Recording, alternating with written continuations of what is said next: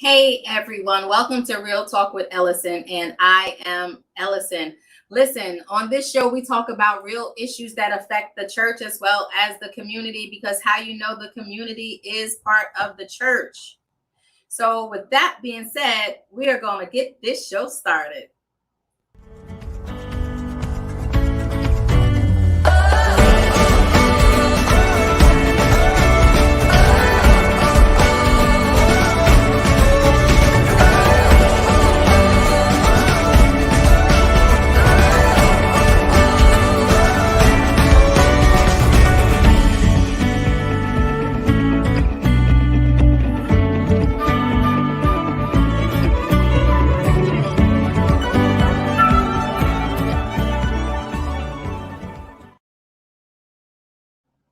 Hey, good evening, everyone, and thank you for watching Real Talk with Ellison. And I am Ellison. And on today's show, we are going to be discussing the Connect, and we will talk about how to help families and individuals with disabilities. When I was researching a little bit on this topic, I found that there are approximately 6.5 million people in the United States that have intellectual disabilities. That's one in every six children that have one or more developmental delays or disabilities. And as for autism in 2023, this year, the CDC reported that approximately 1 in 36 children in the United States are diagnosed with an autism spectrum disorder. And that was the data that they had taken from 2020. So by now, the numbers may be higher. Well, I'm not an expert on this subject, so here joining me on today and help us understand the difference between intellectually delayed and autism and how to make the connection to get some help is none other than Kendra Berry of the Berry Center Homes and Family Resource. Hey! Hey, how are you? How are you? Thank you for having me on. I'm so excited to be here to speak with you today. Yes, it is a pleasure. It is a pleasure. It is a pleasure. So listen, the Berry Center Homes and Family Services. Tell us a little bit about you and what you do. Well, my name is Kendra Berry, of course, which is where the Berry Girl. Center comes from. No, I started out as an agency doing therapeutic mentoring for individuals with intellectual disabilities. My specialty reigned in the form of working with individuals with Down syndrome, but I work with all populations. And some of the clients that I have been diagnosed with autism, on the small spectrum of autism. So at the Berry Center, we provide that therapeutic mentoring, as I said before, but we also like to look at it as we provide that extra support that families need. Being the caregiver of a special needs individual is like 10 jobs of its own. I'm a mom of 5. That's You hard jumping work. in already. You said what? I said, you jumping in already. You talked about the caretaker role, right? You help families connect, you help families with the resources. But can we chat about that caretaker role? Because I don't think everybody understands. And I keep saying here on Real Talk with Ellison, it takes a village. So talk a Oh, little bit about definitely. caretaker responsibilities of intellectually disabled or even autism, different children that have those delays. The role of a caretaker for an individual with intellectual disability or autism, that is a job all by itself. And what we're finding is that you have a lot of parents that are doing that role, but they're also having to take care of other children. They are having to work full-time jobs. They're having to do all of that stuff. And even if it's a mom and dad, that's still a lot. That's Yeah. still a lot. So you are definitely on it when you say it takes a village. And that is what I wanted to create with the Berry Center, is to be that village, but be that village that has a little bit of knowledge of the different resources that you have. And Mm-hmm. the sad reality of it is there are resources out here, but a lot of families don't know. Okay. Um, and then when they find out, it's like later down the road. You know what I'm Right. saying? It's so then there's a waiting period with some things, especially in the state of Virginia, of getting on the Medicaid waiver. Some parents don't know about the Medicaid waiver until their children actually leave high school or it's time for them to graduate high school. Then they're hearing certain things. So what I Yeah. wanted to do with the Berry Center is to help prep these parents before it gets to that point, because Okay. although there are some areas in my life that I am slow to prepare for, I am a big advocate on knowing your resources and beginning early. Mm-hmm. Because when you have that village, then you are able to take better care of your child. Because if you don't have it, you're going to end up getting burned out, and that's what we don't want. Right. Because when you have an individual who has certain disabilities or limitations, they depend on you for everything. For So everything. for Yes. Yes. absolutely everything. So it's almost as if I can't take a day off. So what my agency does, and the agencies, I partner with a lot of different agencies. I don't compete with anyone. We partner because guess That's what? good. I like that. There's a bigger picture to this thing. If I'm not able to service you, I know someone who can, and I'm going to send you there. If they can't do it, then they're going to send you somewhere. And Right. that's the important part of a village. No Mm-hmm. one person can do it all. That's why That's we need the right. village, because we all can come together collectively and be that foundation, because that's Yes. important with the type of population that we work with, is that they have a solid foundation, that they feel safe, that Mm-hmm. a lot of Yeah. them like order, consistency. Those are things that are very important in their world, you know Right. so So I want to we talk a have little bit more about your services and how we can help individuals, right? And it takes a village, regardless to if I have, a child or with disability or not. It still takes all of us, because I'm hearing you say that the parents are working and then they come home and they have to take care of their children, and it's overwhelming and it's a lot. And Mhm. a lot of us are kind of ignorant to the fact, because we all say intellectual disabilities, but isn't there a difference between the intellectual disabilities and like mental health? There is absolutely a difference. When we speak of intellectual disabilities, we're speaking of someone who has cognitive delays, or their cognitive limits to what they can do. And a lot of times, individuals with intellectual disabilities, you have to say it right.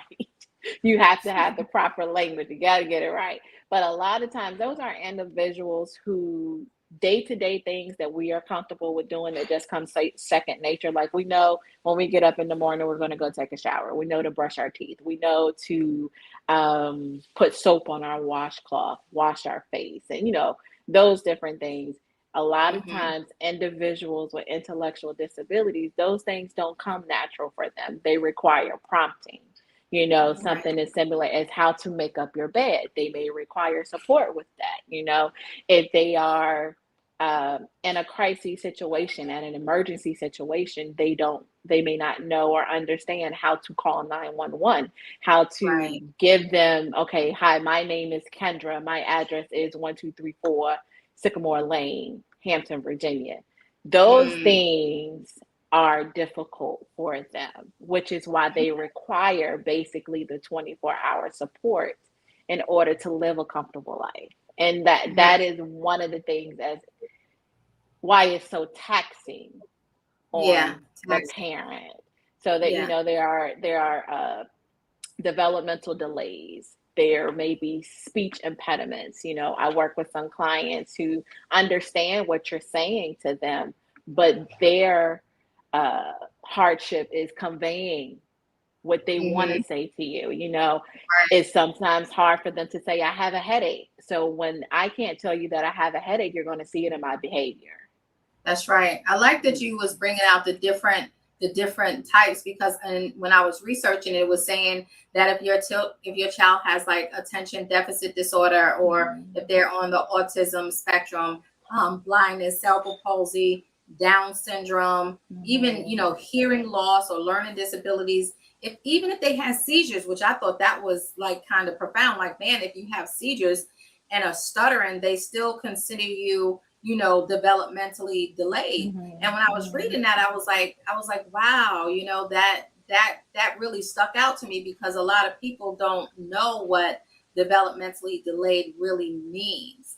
No. And I have a question. So if I know somebody who has a child with, intellectual disability, or have autism or Down syndrome or something like that, how can I, as part of the village, help them? Well, first, I would recommend that you encourage them to get connected with their local CSB. The local CSB will be able to provide them with a list of resources that's conducive to what they may need. The local CSB will be able to do assessments, kind of tell you where your child is in certain areas. They can, point you to the right doctors, the right psychiatrist, the right therapist, and then the cycle begins to move on as to follow, direct you towards Medicaid and So what Kendra, options you do I'm gonna have. ask you to hold that for real quick. You said local C, S as in Sam, B as in boy. Community Service Board. So Okay, we somebody have put in the them. chat. Contact your CSB, Community Service Board. Somebody put it in the chat. Contact your Yes, local CSB yes. for resources. And what they will do is connect you with a support coordinator. That's support coordinator will be your liaison between you and all of the resources that are out there. So a lot of times, because I contract with an agency, so a lot of times we'll have support coordinators come to us and say, hey, I have this client who needs dot, dot, dot, dot, dot. We tell them, okay, send us their information. We'll do our own assessment to see if our agency is equipped to service your individual. And then they go from there. And then the support, can you hear me? Yes.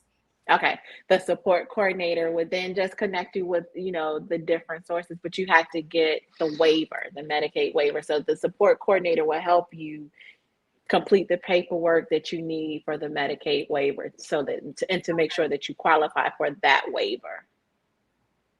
Okay. So basically, I'm hearing that, we just have to make sure we connect with the right type of resources in order to get the help. If I'm not mistaken, I believe the child can go to school up to the age of 22, correct? I believe it's 21, 22 in the state of Virginia. Yes. And that's optional. Some Okay. parents select to have their children stay in school that long. Some parents are like, no, once they're done, because they have a plan for them. Okay, you talk about this plan a lot. I talk about the plan a lot because the plan is very important. What's the plan? I am a big advocate for, if you know that your child will not be able to make sound like medical decisions for themselves, or can easily be swayed into different things, and you should become their legal guardian when they turn 18. You Okay. becoming their legal guardian, the court system saying that you are able to make decisions for them. But aren't they my children already? They're your children, but when they turn 18, if there's nothing in place indicating that they can't make those types of decisions for themselves, then they become their own legal guardian. Guardianship, yeah. You have to petition for guardianship of your child, and that's a costly expense. Wow. So if you know that, okay, my child is going to turn 18, then I would suggest that you begin to either save your money or look for different resources that can help you complete that paperwork and that process, so that when they turn 18, when it's time for them to get services, you can speak on their behalf because you already know there are certain decisions that they can't make on their own.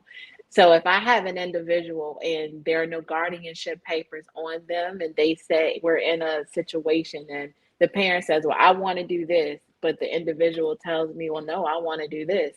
If that parent is not their legal guardian, then I cannot go by what the parent wants. I But have to go by they what. intellectually delayed though. Doesn't matter.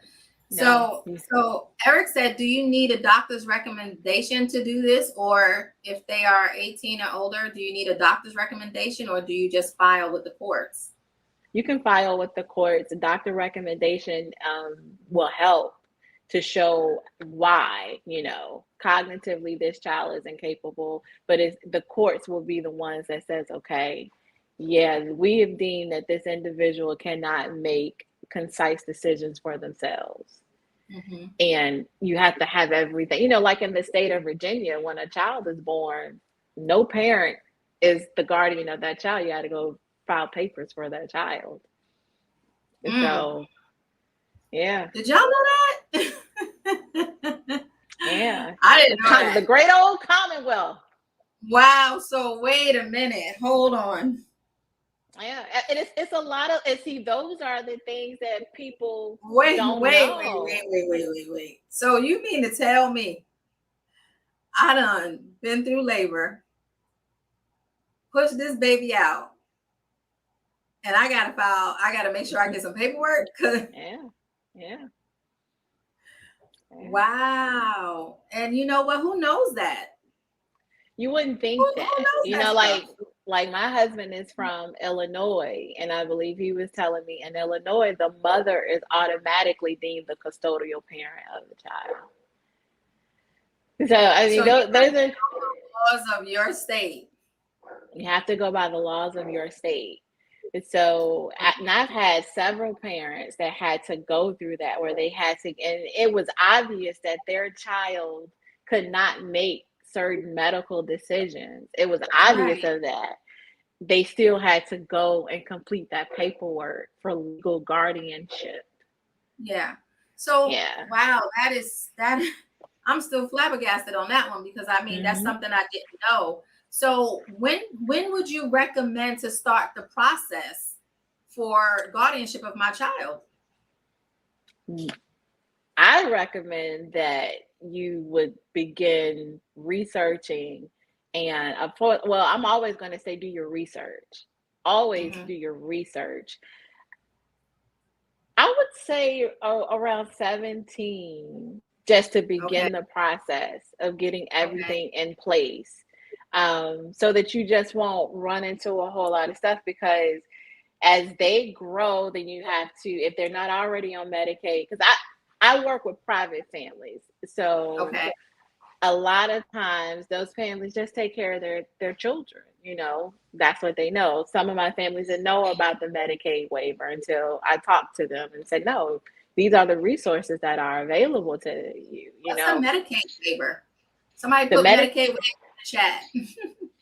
The Medicaid waiver is the waiver in the state of Virginia, where once you go through, connect with your local CSB, they'll get you the waiver. Now, there is a waiting list for that waiver, but the waiver is how these licensed agencies get paid.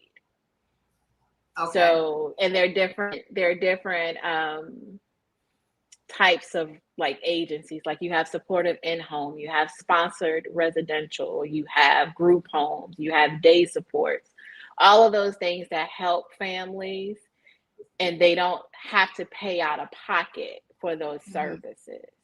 The state of Virginia has funds through Medicaid. They work with DMAS, and they connect you to the resources that you need without you really having to come out of pocket with that type of money. Okay. So let me so if my child is intellectually or developmentally delayed or have a kind of a disability, right? Are there, like your organization, but are there do they teach like life skills and socialization skills? Do they teach that? Yes, we teach life skills. We teach ADLs, we support with ADLs, we support Can with you explain what ADLs? I mean, I know what they are. Can you explain what ADLs are, though? those are like daily living skills, like your personal hygiene, keeping your home clean, brushing your teeth, putting on your clothes, clean clothes. It's little things that we take for granted that is hard for an individual with intellectual disabilities. Some of them are not able to distinguish that the clothes they had on are dirty. All they know is, this is my favorite outfit. Why are you not allowing me to wear it? Or it's 80 degrees outside, but this is my favorite hoodie, which you don't even, let's be real. My 18-year-old wears a hoodie in 90-degree weather, and she's not right. But it's just those little things, weather appropriate clothing, teaching them, okay, well, today is 80. And here is why it may not be a good idea for you to wear a hoodie, because you could overheat. It may make you sick. So let's put on a short sleeve shirt. And what I've tried to do is reason, okay, and then if we go into maybe a cold store, you can take your hoodie with you. Let's not just wear it when we're outside and it's 80 degrees. Okay, so I'm hearing different patience. things like that. I'm hearing patience, understanding, time. I'm hearing that you definitely have to communicate, and I feel like sometimes when people hear developmental disabilities or intellectually delayed, or, children are on the spectrum, that they feel like we don't have to communicate, just tell them. But it sounds like what you're saying is very important to communicate, different things like the heat and why you can't do things to them, to help them understand. Well, here's the myth that I want to kill for people when it comes to being around, because it bothers me. I've been doing this for a long time. I've been doing this since the age of, hey, Ebony, I've been doing this since the age of 22. And I always tell this story. I started in this field through my aunt and my cousin. My aunt worked at a group home near our home, and I just went to visit her one day. And when I went down there, I fell in love with the clients that were there. So I was like, okay, I'm gonna do a part-time job down here. And it was great. But my first experience was with an individual that was my age. And I was in the bathroom prompting her through the steps for brushing her teeth. Wow. And that just did something to me. The things that we take for granted, that's so difficult sometimes for them. So what we have to remember is, there may be some delays, but they still deserve to enjoy the same quality of life that we have. And that's why I boast about the families that I work with all the time, because their children or their loved one is if they have a disability. Like one of my clients, his family is a Cowboys fan. He's gone to Texas to the Cowboys stadium. That's good. That's good. Hashtag it takes a village. It takes a village. They can still enjoy life the way that we do. We just may have to adjust a little bit. What I'm saying? A lot of times when I take my clients out, if I know it's a trigger, certain things are like my clients and I, we love Target. I go to one particular Target. Love Target. Who does not love Target? Okay, who does not? But I take them to one particular Target, and I take them to that particular Target because they know the entire store. When we started, I took them so that they could learn where things were that made them feel comfortable. I took them maybe multiple times throughout the week, and people are like, oh, that's so redundant. No, here's the thing that I'm doing. The staff know their face now, and they know the staff face. So if I'm in Target one day and my client may not be having the greatest day, and I'm trying to get them out, and they may have maybe a small meltdown, nobody is totally panicking because they may see my client having a moment. Yeah. Instead, some have walked up and said, "Hey, what's wrong, buddy?" And there's one lady there that gives them stickers, so they're comfortable. So what I Yes. have done is taken them outside of their home or their norm and showed them that there are other places where they can be comfortable. Okay. So is that sort of like how to function properly in a community? How to function properly in the community and integrating them in the community. This is Mm, not like it was back in the day where you had an individual who may have had a disability, or you had a cousin and all you knew was that's the cousin that don't go out the house. See, I right. didn't grow up like that. I grew up in Sarah County, Virginia, okay? And we had Is different that a families. real Yes, it's a real place. Sarah is something special, okay? Um, I remember growing up, and there was a family beside my grandmother's house, and they cared for their loved one who had special needs, but everybody loved her. And then my babysitter beside her was a family that had an individual with that had disabilities, and everybody loved her. They treated her the same. She went to right? church. She went to the That's family functions.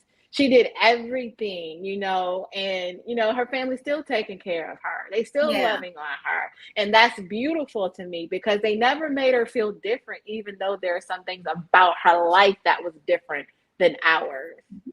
So I hear you say that, again, it sounds like all about the village and that the families will continue to take care of these children, throughout adulthood. So are there programs to get them, say, for instance, if they are high functioning jobs, different things Yes. like that? Yes, yes, yes. There are programs. I believe it's called DARS. I have, they can work with job coaches. So if you get those, that's why I'm saying the first place is to start with your local CSB, because that support coordinator is going to direct you into the right path. There's so many resources out here. My clients go to the prom. They have adult Okay. proms. My clients, I don't know if they started out, Sarah Hudgens here in Hampton used to have a dance every Monday night.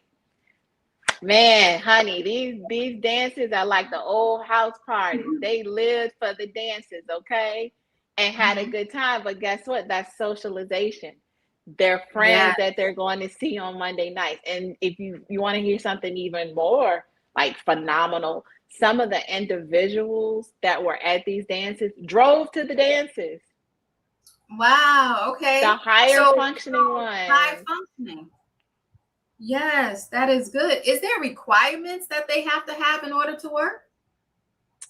Some places when they're in it all depends on their cognitive level. Okay. It all depends on their cognitive level. There are some individuals that will require a job coach to be with them at all times. Mhm. Then there are some who start Tell us a off with little a bit job. about job coach. Job coach is just an individual who works with the client and get them acclimated through the process of working. Okay. They help them fill out the job application. They go over, proper etiquette on a job, different things like that. Can anybody be a job coach? Like, can you sign up to be like, is that a No, volunteer thing? that's not a volunteer thing. This is Okay. like a legit job. Like that's their job to Oh, coach these individuals. okay. Mhm. Okay. Wow. I'm learning something new. I'm learning something new every day, especially you said, they're driving. Socialization is so very important to have them be a part of the community and feel comfortable being. And It so sounds like, with your company, you guys allow the children to feel comfortable in an environment that is not necessarily familiar because it's not my home, but I'm more familiar with the people in Tarjay, right? And the people in Tarjay are more familiar with them. So nobody is surprised when they tend to act out, because I know sometimes, children with disabilities, they could run, they could scream, especially if they're, something agitated or triggered them. Well, that's why it's important for you to know your individual. Mm-hmm. For me, I know my individuals. I can sense when they are uncomfortable. I can sense when it's about to come on. So my primary goal, if I feel that maybe there's an episode about to come on, I'm going to try to ease them out of that location so that we won't have anything big. One, because we live in a different society. And everybody is not going to understand that, okay, this is a person with intellectual disabilities, da, da, da. All they're going to see is a person acting out. So they're going to Right. react. And Yeah. it does not necessarily have to go that way. You know what I'm saying? Um, Right. but for the resources that, because I really want people to get this, get connected with your local community service board. Let that be your first start. Because I don't know all about that. I know when you get with that CSB, Right. they're going to be able to tell you all of the paperwork that you need. And then there are different agencies like Supportive in Home, which are agencies that will come into your home and they will support the individual in the home, because that main goal is to make sure that that family, one, has the support, two, that the individual can live in their home and still receive the services that they need to live a productive life. Okay, And so they're going to come into the home and they help will the parent. they will come into the home to work with the individual. And Mhm. then there are some individuals who live in their own space, but they just have support all the way around the clock or something like that. So yeah, it's a variety of services that are available. You have to pick which one works best for your child. There, like I spoke earlier about sponsored residential. I have a girlfriend, that's her gift, is sponsored residential. Now, sponsored residential is when you bring an individual into your home and you take care of them basically 24/7. How do you apply for a spot? You guys, listen, we trying to educate everybody. Put it in the chat. They're Sponsor residential. And you different. watching Real Talk with Ellison, and we're here with Kendra Berry, and she is making a connection between the intellectual disabilities and parents and the resources, because they are out there, and a lot of us, we just don't know about these resources. So you said Sponsored residential. Sponsored sponsor residential. residential. Put it in the chat. Yes, it's a licensed program where an individual has gone through background checks, they have gone through intensive training, all of those good things, so that they can bring an individual into their home and take care of them. Now, this may be an individual who may not have family. This may be an individual who has family that just can't take care of them like that, like 24/7. And then they go and live with another family, and this person takes them to their doctor's appointments, make sure that they are going out into the community, that all of their needs and things are met. But there's an agency that kind of monitors what that family does to make sure they stay within state guidelines and regulations. And then you get paid to take care of that individual in your home. Okay. So the sponsor with sponsor residential, right? Mm-hmm. These are like, for instance, like your company, different organizations have that, like, I'm trying to get it in my mind and get to the viewers what it really means. So it's like, for instance, if it was a nursing home agency, so is that kind of what sponsor residential is? Is it like an agency, or am I way left? No, no, you're not way left. The sponsored resident. Okay, so I have a 4-bedroom home. If I go and say to my husband, you know what, I really want to be able to take care of an individual that needs a home, and you bring them into your home, one, has to be approved. You have to be with a licensed agency. Mm, You have to have all the training necessary uh, to work with that individual. Like, it's work now. You're the not home has just, to be approved. your home has to be like state approved, yes, for that Okay. particular individual. For that agency, there are different guidelines that you have to go by in order Mhm. to say, I would like to be a sponsor. So it's not like, oh, I want to be a sponsor. No, you have to get approved. There's a process that you have to go through, because you have to remember, this is all state funds. The state is not just Right. going to give you money. You got documentation you have to turn in. You have to be um, certified and everything else. Like you are under the microscope, background checks, all of those things, which is good. It's good Yeah, because that's good. we need to make sure that these individuals are being taken care of. But Yeah. these are just extended forms of support for this population Mhm. that a lot of That's families good. doesn't know. So a prime example would be, if you are an older parent and you've taken care of your child all of your life, and then you come to the point where you just can't take care of that individual. Mhm. But you may want them not to necessarily go into a group home. And there's nothing wrong with group homes. Let me put that disclaimer out. There's Right. nothing wrong with group homes. Right. Group homes are great. I've worked in group homes that have taken great care of these individuals. But Yeah. sponsored is more of a home base where you are basically bringing the individual into your family. Okay.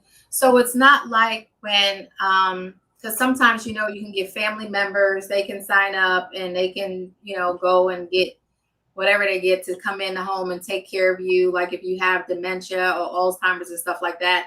Sponsored is nothing like that. Well, sponsored, some family members are sponsors. Okay. Do I You have to still go have, through you, training? you still have to go through all of the training. You still have to do Okay.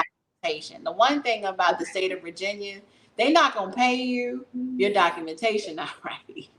Right. That's If you're good not though. That's good. licensed, yeah, if you're not licensed, if you have not met their criteria, that's not gonna happen. Yeah. Which is good. It's all to protect the individual. Right. Right. So Right. So Yeah. that's one resource as far as living and taking care. Then you have day supports. I love day supports. Day Day support. support, yes, day support is for me a lot of individuals like after high school, it keeps them going. They get to go to a place during the day like it's a job to them, or it's like college. Like my client called it college because you know Right. what? That's what he knew because he saw his two sisters graduate. They left home and they went to college. They got an apartment. It was so Yeah. funny when he graduated high school. He's like, "So, mom, when am I going to get my apartment?" Oh, Because that's yeah. what he knew. So they go to the day supports, maybe like 9 to 3. They get to interact with other individuals um, in that group setting. They go out into the community. There's just so many resources Right. that just start with your local CSB. Tell them what you need. Give them, keep your child, your individual's paperwork. Turn in everything. Come up with a plan, and utilize your resources. So they support, right? And I know I'm asking questions. That's because I want to make sure my viewers understand what you are saying. So they support, I know in California, because I haven't seen one here in Virginia, but I know in California they have different places, so to speak. They are adult daycares. They go there, they do different activities, and you just come back and you pick them up later for your elderly parents. I don't like So using the term daycare, but I guess it is somewhat like that. I don't like using the term daycare. right. No, I get it. I just wanted to know Yeah, what was similar. yeah. I don't like the term daycare, but yes, day support. It's the same thing. You can They take support. I individual like from they there. support better. Yeah, the day support. That's all it is. You're just and the day support helps those families who do work outside of the home. It helps them out, Yeah. because from 9 to 3, you know that okay, my child is or my individual is with their peers. They're Yeah. having a good time. They go out into the community. They're having lunch, different things like that. And a lot of times there are some who get transportation to the day support. Then there's some family members who take their individuals to the day support. And for those who like that setting, it's great. It's great. Day support works for them. But then there are some Hashtag day support, guys. Hashtag day support. And I'm thinking hashtag day about support. all of this that you're saying, and I'm thinking about a few people that I know. And again, it was back in the days that had children with disability, and it seemed like they were always so tired. I don't remember them going to no day support. I don't remember anything except them on a continual basis, taking care of their child around the clock. But clearly there's other avenues and resources out there that can help you get that break and not be so overwhelmed. Exactly. And that's the whole point. That is what I want people to know. There are other resources. Like I said before, you have supportive in-home, you have day supports, you have sponsored residential, you have what else is it? Consumer direct. Consumer direct. That is when Consumer Direct is funded through Medicaid as well, but that is where the family has the option to choose the person that they want to employ to work with their individual. So, example, if I had an individual and I had, an aunt that wasn't working, but she knows my child, she knows my individual, I can employ her. I would get the waiver. I have to get the waiver. I have to have the waiver is your key.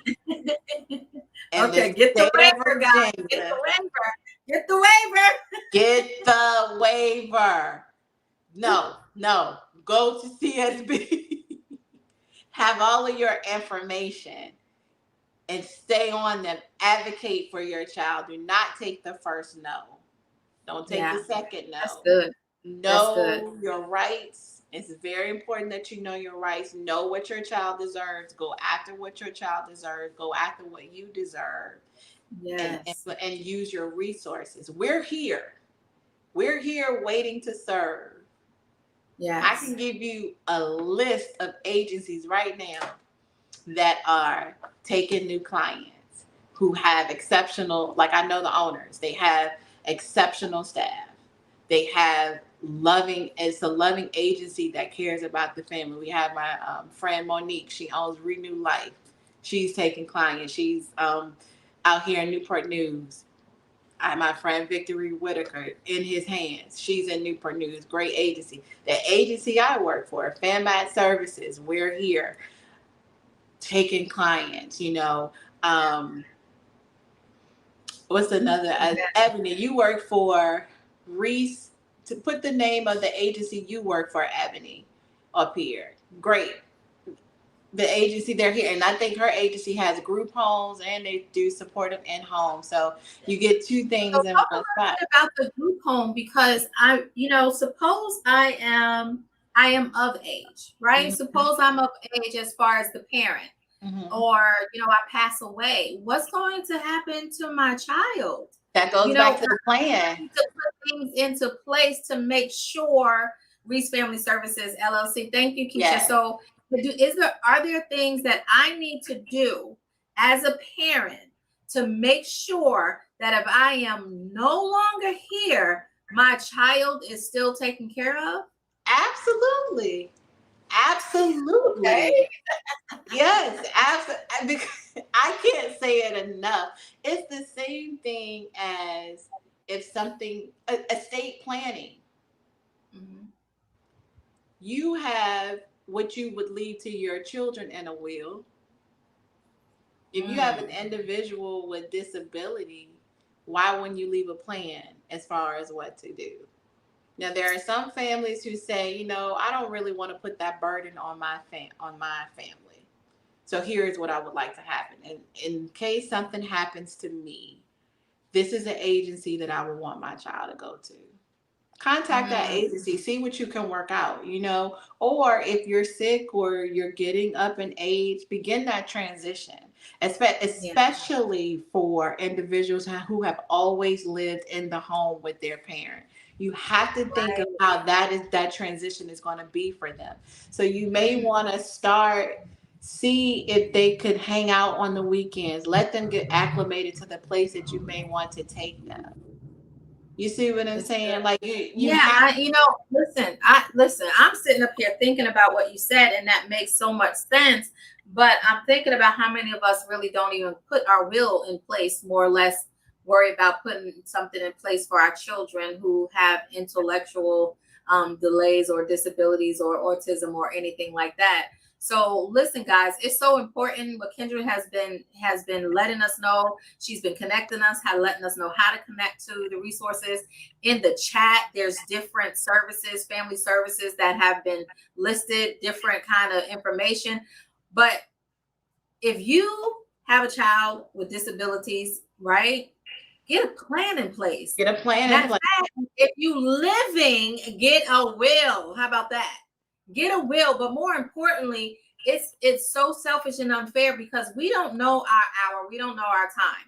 We don't know when it's going to come. So having a plan in place now is the responsible thing that we can do as adults. And it does take a village. So if you don't know, it shows like Real Talk with Ellasin, Kendra, there's Ebony, there's Keisha. They're all on here and they're dropping in the chat how you can get some help.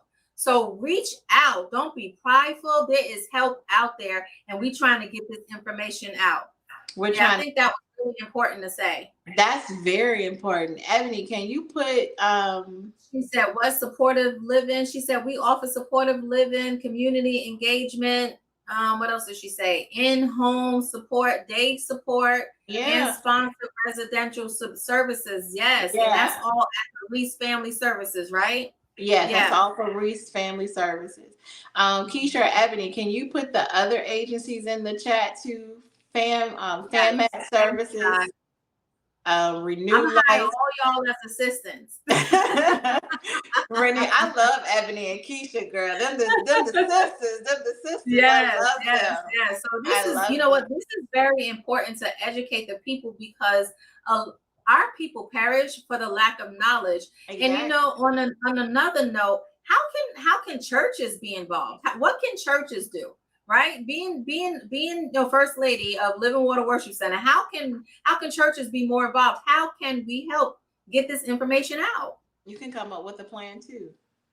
You know, Tim Tebow has brought awareness to intellectual disabilities in the church setting because he does the shining.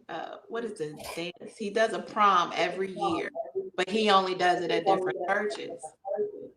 Shining Light or Shining Night or something. But it's Tim Tebow, the football player. So it's a bunch of churches across the country, and you have to go through a rigorous process to even get on to host a prom. But he hosts a prom for individuals with intellectual disability. They get to ride in a limo, they get their hair done, they get their shoes shined. They all have crowns and all of those things, but he brought awareness to the church. So I would say what the churches can do is make it comfortable for those intellectual individuals too. You know, a lot of times, especially with autism, because this is Autism Awareness Month, a lot of kids with autism, they don't like noises. So maybe have a quiet room. Have a room, you know, with trained individuals who can maybe do different activities, different crafts with them so that the parents can get a break going to work. Right. You know, there are a lot of families that don't go to church because they feel like I won't be able to. You won't be able to enjoy it. Maybe they won't. They sometimes, you know, they feel not accepted or judged. You know, different things like that, especially if the child acts out. So it's so important that, you know, we accept. We need to love. First of all, we're called to love everyone and make even those with, you know, intellectual disabilities feel like they're part of the community because they are. They are, and include them. The one thing I loved, my husband and I were members of Gethsemane Baptist Church. There was a young, an individual there, I believe, that had Down syndrome, and he was on the flag team, I believe. You know, so he was included. He was included. He felt special. He felt unique. Everyone understood that there was something. Hey, Courtney, my sister's on here. Hey,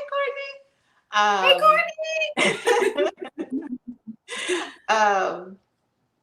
He was made to feel important. He felt a part of and he wasn't excluded or anything like that. So include them. Right. Educate yourselves, bring in people, become inclusive. That bring in Prom with a advocates. purpose. Prom with a Prom, purpose. we're Okay. gonna find out and see if we can be a part of it. Thank you, Eric. Yeah. Yeah. It's being inclusive. I had an incident. One of my clients had an incident where now cognitively he's probably around 9 or 10. And he wanted to go to the Children's Museum where their policy states that you can only come in, their policy stated that you could only come in if you had a child, like the age of 2 or something. So they didn't have a child, they didn't let them in. His family advocated for them. And guess what happened? The museum changed their policy. Good. They changed it. Good. But, and it's so funny because his family was like, no, you call Kendra. So when she called me, she said, well, what can we do? We talked to other agencies and they stated that they then feel that the museum was age appropriate for their clients. So they wouldn't be interested in bringing them in. I said, and probably for that agency, that's their rules and regulations. I said, but this is a family. And cognitively, their individual enjoys what you have. Yeah. So you would want to adjust, and they did. They did Yeah. adjust their policies and procedures, but they were willing to listen and to Right. educate themselves. And I thought, and I spoke with someone from the board of directors, and she was like, "Thank you, Mrs. Berry. No one ever broke it down for us like that. That's good. We have Thank to you, be Miss Berry. we have to be willing to educate ourselves Yeah. because they enjoy the same things that we enjoy. My client Miles, I call him Deacon because his family keep him in church, okay, and he clean Right. as a whistle. But That's right. Miles enjoys going to church. Guess what? There are Sundays when you can see him on the drums. Okay, And he's again, included. is you guys are including them in the community so they are feeling more accepted, so they are able to just really just be who they are versus Absolutely. excluding them and keeping them locked up in the house. And I did see a comment where it was like, don't be ashamed to reach out for help. And sometimes, especially way back in the day, like you said, people that child or that cousin or whatever, they the ones that stayed in the back room all the time and nobody never sat down. Exactly. Those days are over. They need to be a part of the community. And again, it takes a village. So what can we do if my neighbor had someone with disability? Can I make myself known to that child so maybe they feel comfortable if I want to take them out on a walk? What are some things that I can do to help out those with children of disability? It's the simple things, like you just said, take them for a walk, build a relationship with them, build a rapport. One thing I love about each individual that I've ever worked with, I've always said they are great. They are a great judge of characters. Mhm. They know when someone is genuine and they know when they're not. Mhm. Okay.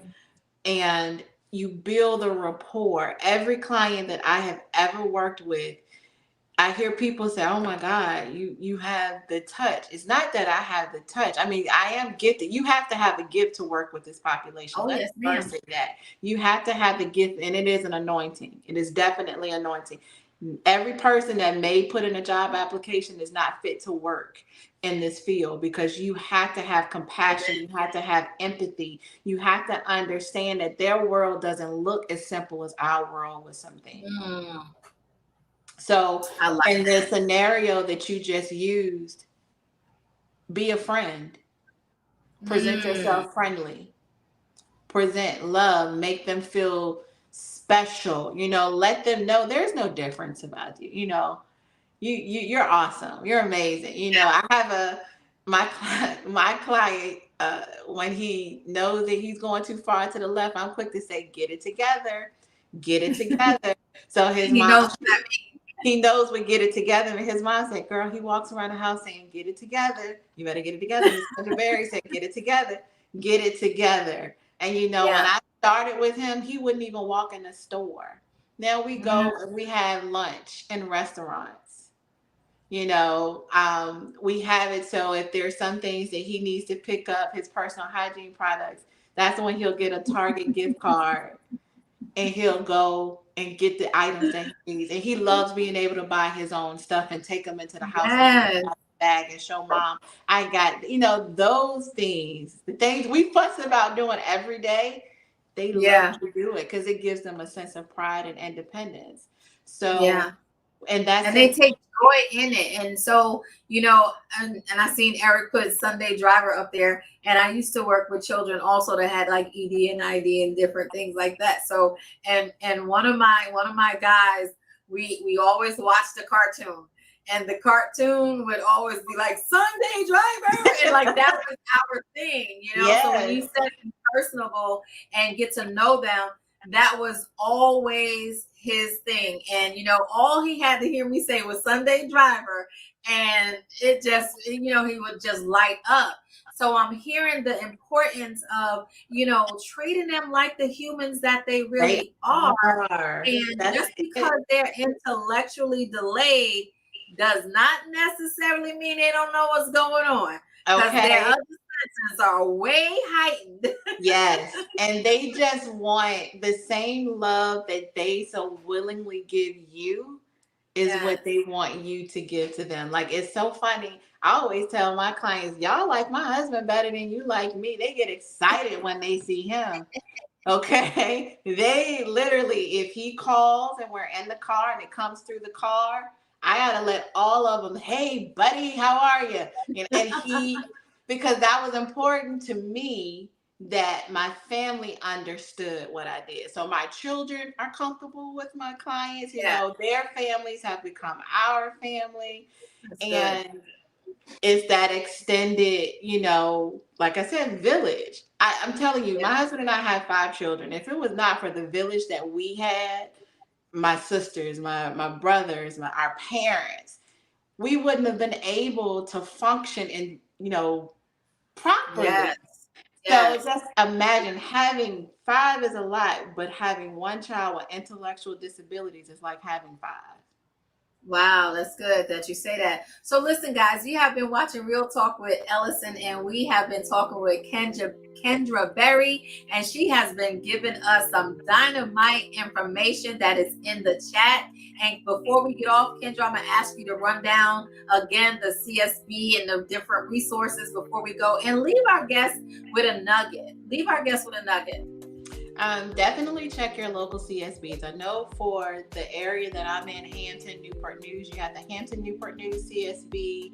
You have Colonial Behavioral Health that services Williamsburg, Yorktown, and James City County. You have Norfolk CSB. So all of those. If you need any information, my email is up, and there's also, I don't know if you put my phone number up, but you can contact me through email. And whatever I can connect you with, I will connect you.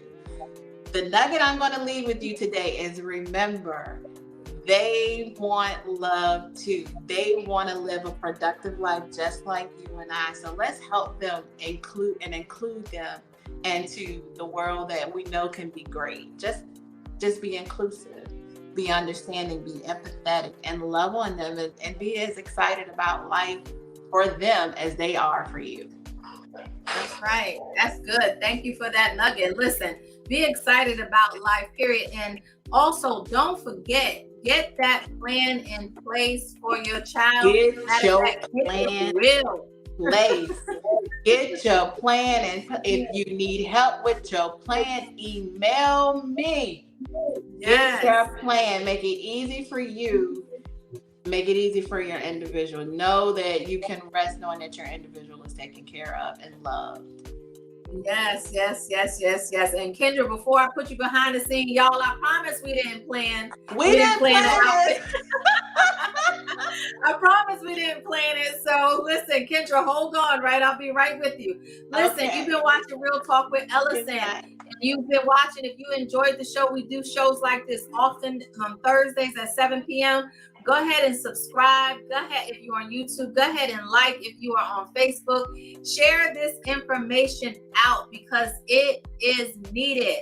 Ebony, thank you so very much, and Keisha, thank you. Y'all been my my assistants on there, and I appreciate you guys so much for also including information in the chat. And listen, in the comments that after the show, all the great companies that they listed will be listed so that you can find assistant. Okay, so please go ahead, subscribe, and like. Thank you so much. Yes, Keisha, share. Thank you so much for watching Real Talk with Ellasin. We'll see you next week at 7 o'clock. God bless. Mwah.